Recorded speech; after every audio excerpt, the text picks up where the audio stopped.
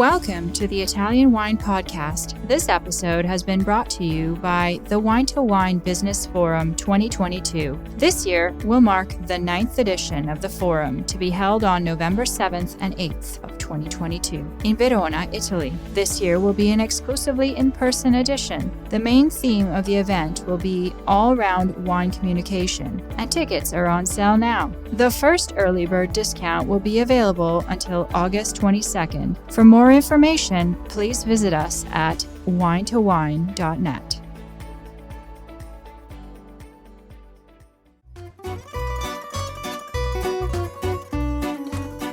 Welcome to this special 5-star Wines and Wine Without Walls series on wine, food and travel with me, Marc Millon, on Italian Wine Podcast. For the next weeks, we will be focusing on a dozen trophy-winning wineries from the competitions that took place in Verona at the start of Vinitaly in early April. The winning wines are without doubt some of the very best that Italy has to offer. What I'm most interested in discovering are the stories behind the bottles, learning about the wines themselves, of course, and also about the people who make them, where they're from, what they eat, how they live. It's a fascinating journey that will take us all across Italy, and I hope you will join me.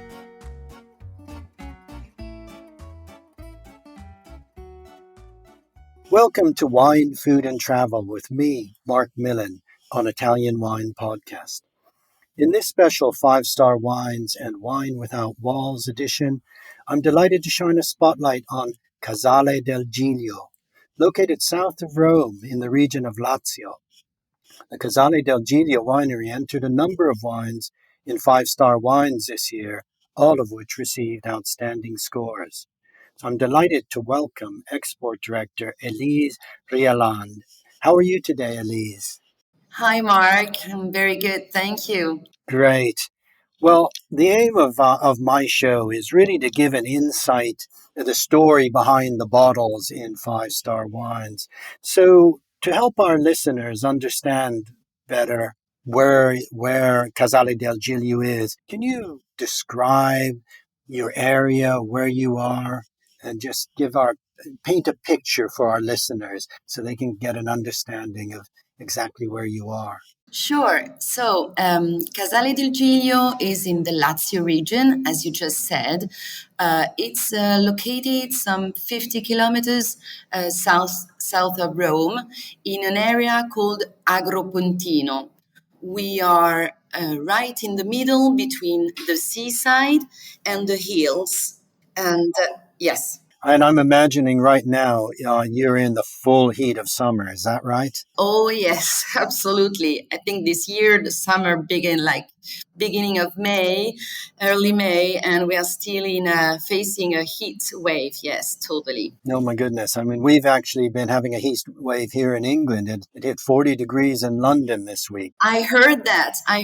Yeah. Yeah, it's been crazy. So I'm imagining it's even hotter where you are south of Rome, but beautiful with the seaside not far away and the hills where the vines grow. So I'm imagining for our listeners a really special place. It is, yes. Now, the history of Casale del Giglio is also the history of the Santarelli family. Can you tell us a little bit about the story of the estate and how it came about? Yes, so the Casale del Giglio is a family-owned winery. Antonio Santarelli is the actual owner.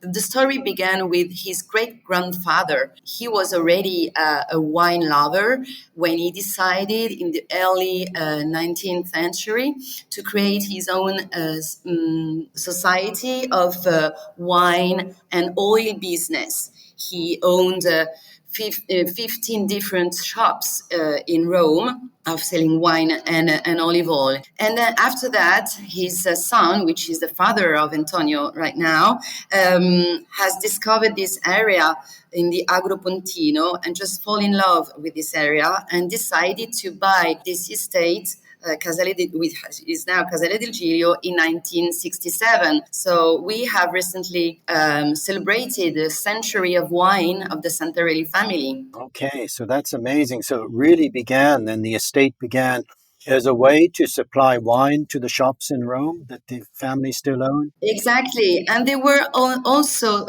selling wines abroad to Canada, for example, to the army. So, yes, there was already in an export business too, but also of local wines. Okay, so that was really one of an early example of taking Italian wines and taking them around the world. Yes, yes. Now, this is, of course, an area south of Rome where the grapevine has been cultivated since the Roman times, if not earlier. So we're talking about a very historic part of Italy. It is, even though our area has a history, a specific history, because we are in an area until the 30s. This area going towards south, towards Latina and Naples, were all marshlands. So they've all been drained in the 30s. So we can consider our area, the Agro Pontino, in the early 30s. It was all virgin. It was an explored area.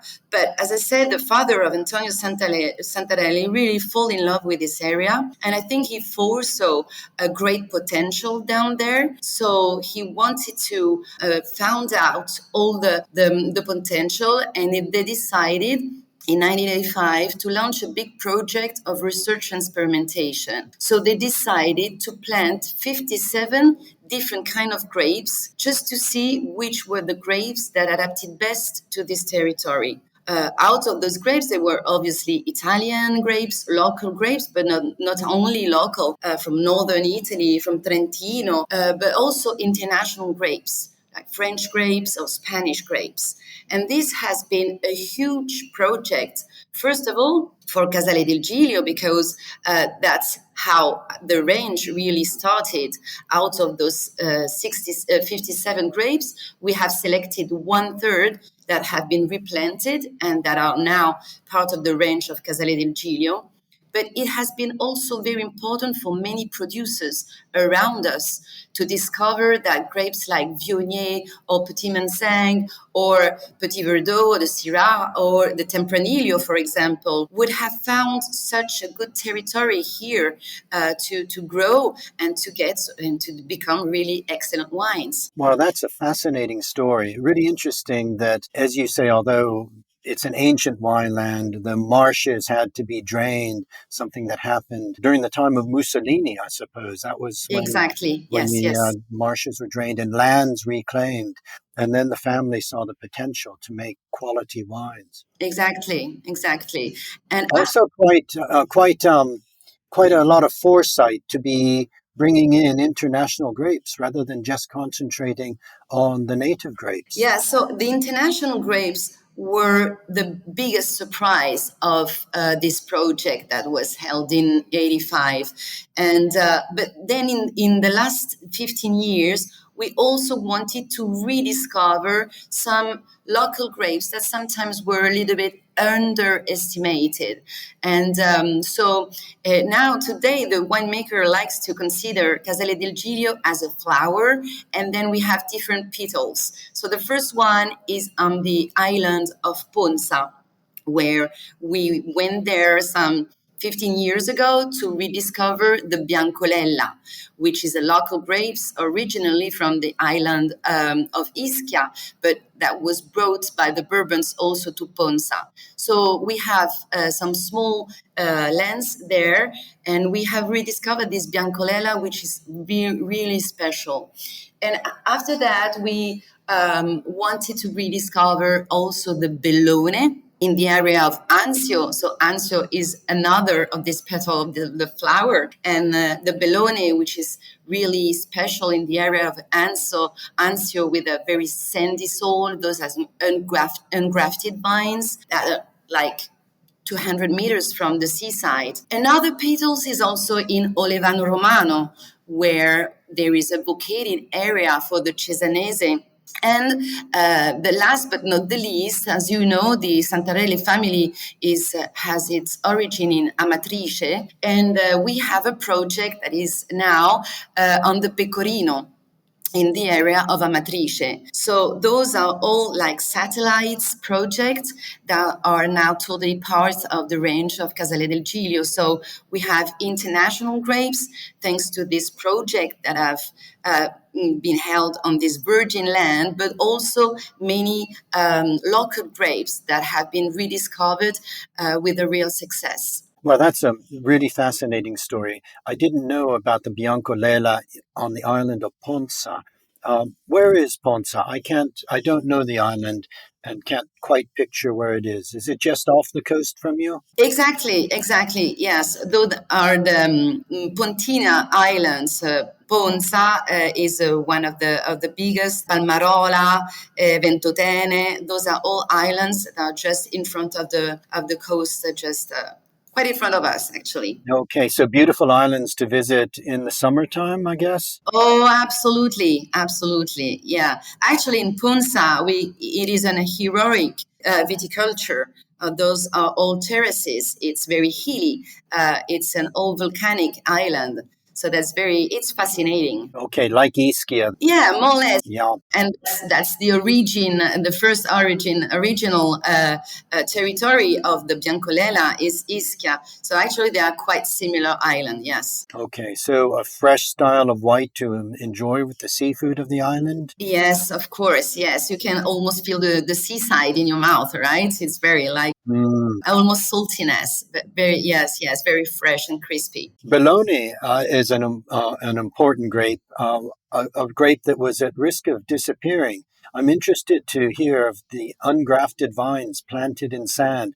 Of course, Phylloxera can't penetrate the sandy soil, so you're able to have ungrafted vines. And this is a grape that's capable of producing well-structured and really interesting white wines. Exactly. So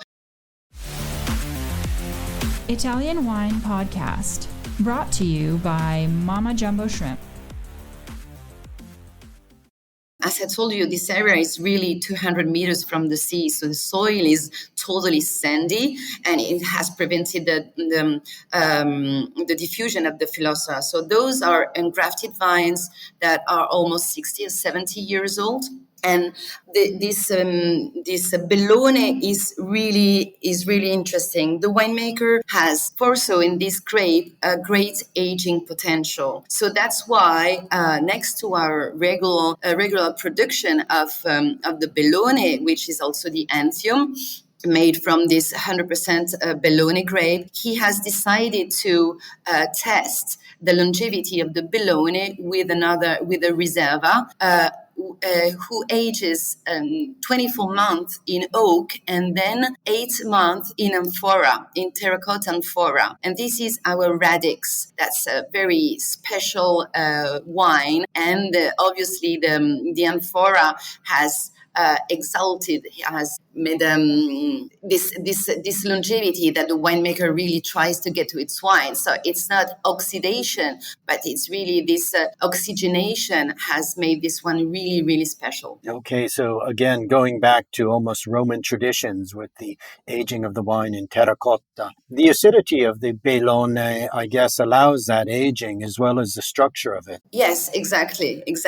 I think it's one of the characteristics, if we can, talk about Paolo Tiefenthaler, which is our winemaker, and this year is going to be his 35th harvest at the winery. So it's a long-term relationship, but he's from Trentino, and he really tries to get all his whites with this great acidity, a good minerality, and he wants his white to have this aging potential, definitely. And I would say that on the reds, he really tries, always says that it's very easy in our area to get very powerful reds, very quite jammy fruit reds, but he really wants his red instead to be very elegant, to have fine tannins, and this is definitely his characteristic on our range, on our wines. Yes. Well, tell us about the native red variety then, Cesanese. Again, not so well known for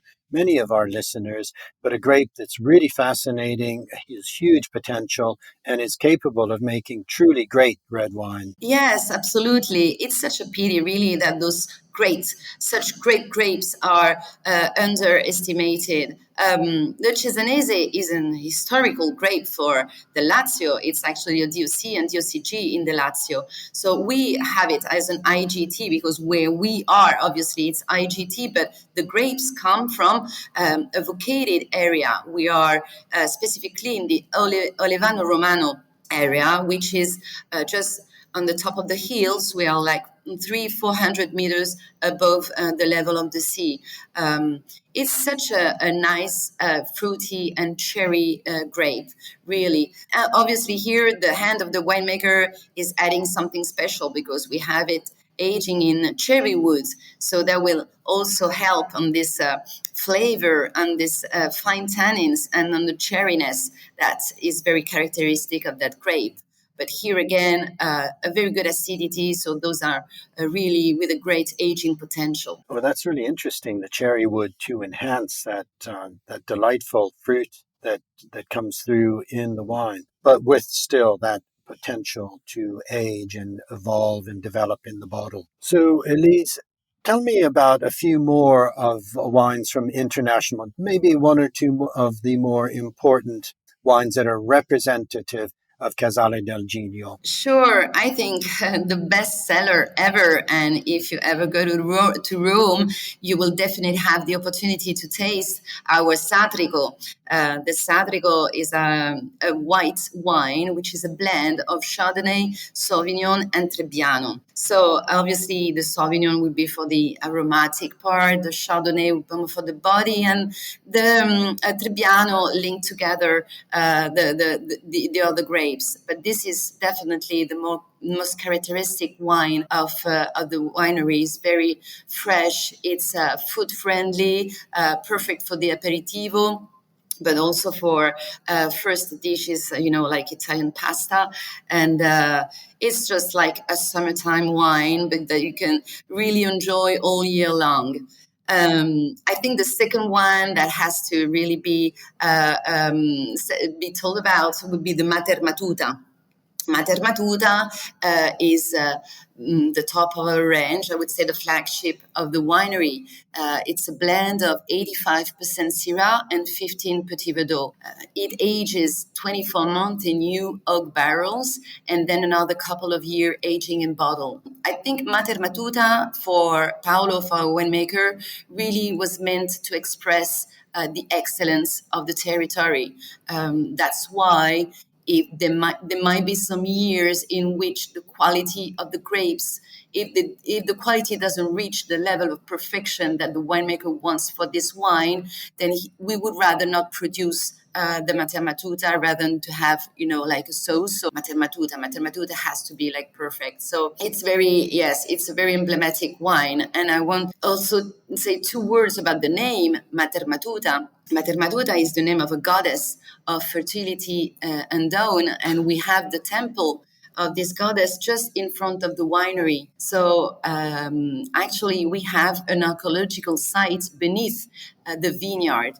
It's a fascinating project that we have with an archaeologist, Marek Millon. She's a professor from the University of Amsterdam, and it's been now more than 35 years that every summer she comes back with her students to keep on some diggings. So we actually have some excavations just in the middle of the vineyard of some 4 or 5 centuries before Christ. So there was the city of Satricum and a sacred route leading to the temple of Mater Matuta. So that's really fascinating. And during the summertime, we can follow the diggings, which are really, really something special. Wow, that is absolutely fascinating. A fascinating link between wine and history, a link between your flagship wine, Mater Matuta, and of course, this ancient civilization. Yes, and not only we have another wine, the Cesanese, which on the label we have a skiphos, which was a ceramic goblet that were used already 4 centuries before Christ to drink wine, and that has been found during excavation just under our the vineyard. So that's really a great experience for all of us. Yes. Oh, that's fabulous. I love that. Now, Elise, can we turn our attention to the cucina of Lazio, and particularly of of the Latina area and of your area south of Rome?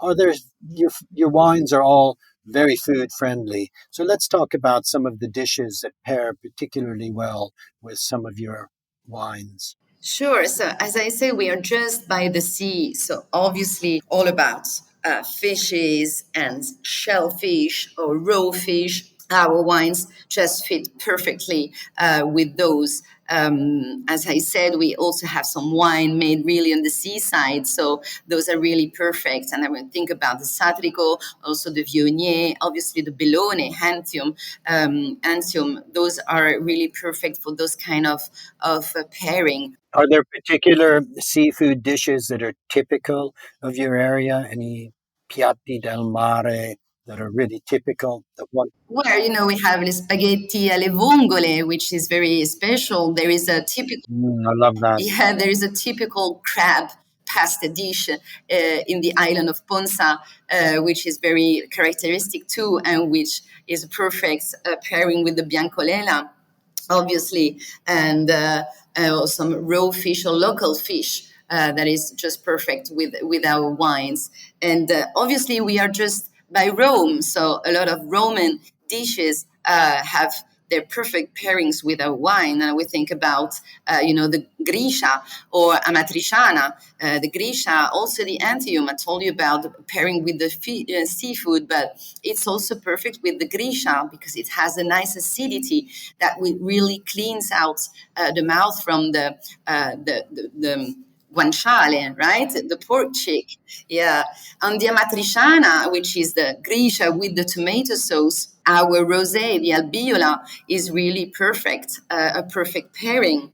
Then other dishes would be like the abbacchio.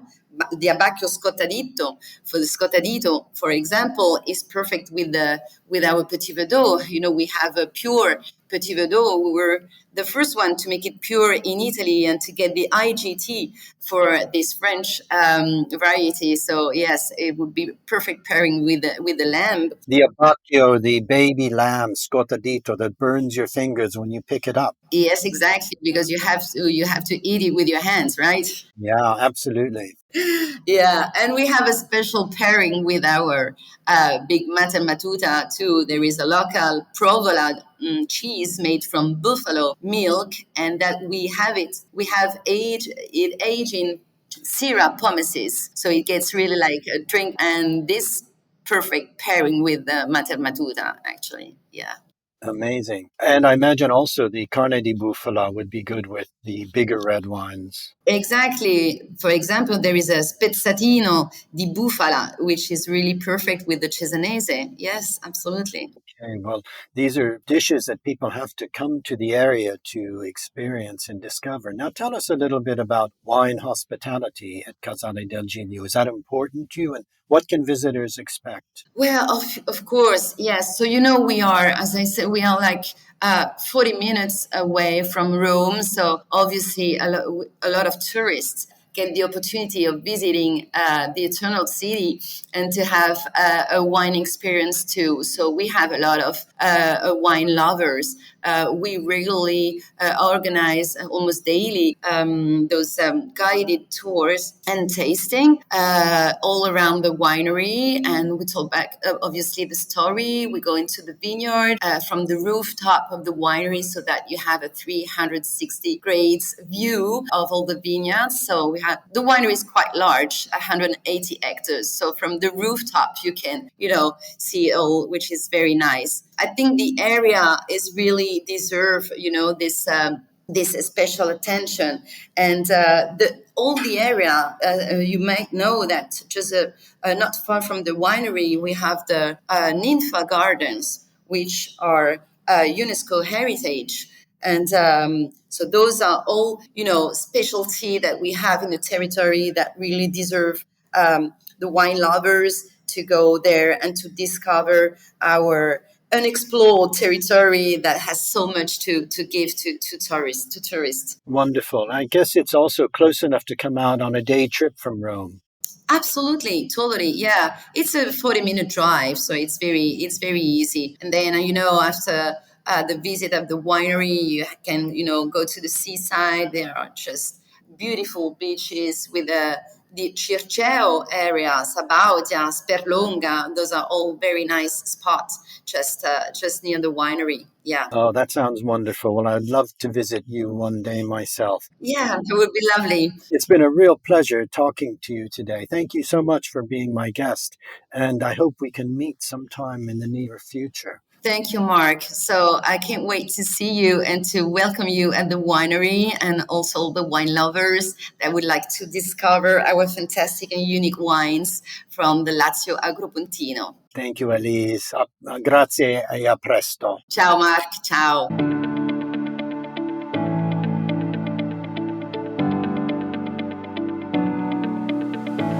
We hope you enjoyed today's episode brought to you by the Wine to Wine Business Forum 2022. This year will mark the 9th edition of the forum, to be held on November 7th and 8th, 2022, in Verona, Italy. Remember, the first early bird discount on tickets will be available until August 22nd. For more information, please visit us at winetowine.net.